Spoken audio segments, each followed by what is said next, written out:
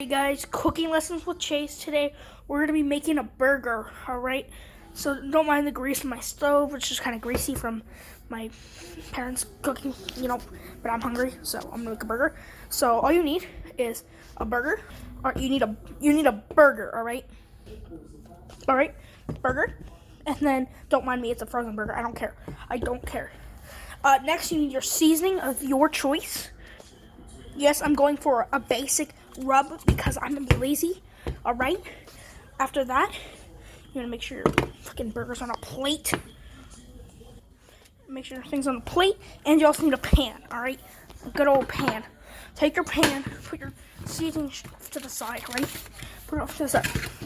Get your pan, medium heat. Then you put the burger and rub spicing on it. Okay, boom. Right, seasoning, right, one side, right. Pan's on medium heat. Grab some oil and throw it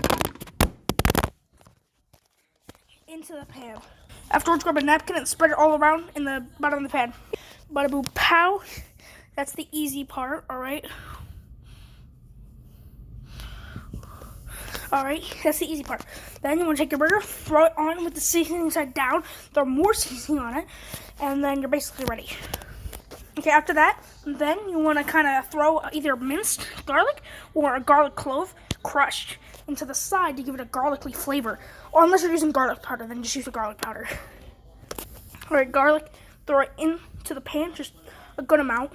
And afterwards, you want to make sure it gets a nice little spread around in the pan. Keep it there, and just have that fry into it with it. Make sure whenever you get grease going, that's when it's really going to soak into it. You're going to get that grease. Alright. Now you want to wait a while until you hear enough sizzling and you feel, just use your cooking skills, flip it over, whatever you feel like it. Oh yeah, and in the cooking process, if you don't have buns, if you only have bread, make sure you toast the bread at like a 1 setting, only a 1. You don't want any browning, you just want it hard. Unless you're weird and you like sog, which is really weird if you like sogging. Ew. When it's sizzling to a really good point where it's like really sizzling, you might either want to put a lid or put a little bit of water in there. Or you can actually do both, and it will do even better. But I'm just putting water in for now, I'm just moving it around with the garlic. Make some like garlic water for the burger, help it cook evenly. You know what I'm saying? After a while, when you flip it, you want to leave for a really good brown texture and no like soggy middle.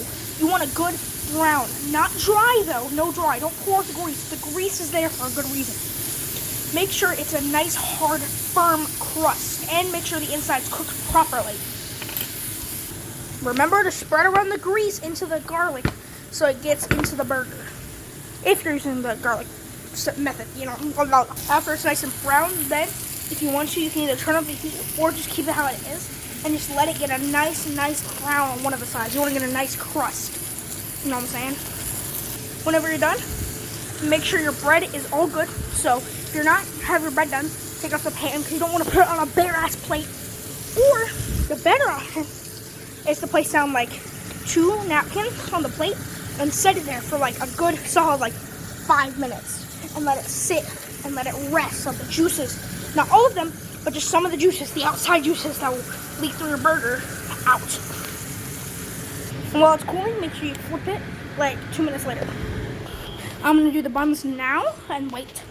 And then everything, you plate it, get ready, then you put your condiments, put half your condiments on the top, half the condiments on the bottom, and then you should top it and it will look like, oh yeah, if you're adding pickles, just put 2 condiments, or if you're not using 3, just put 1 like normal.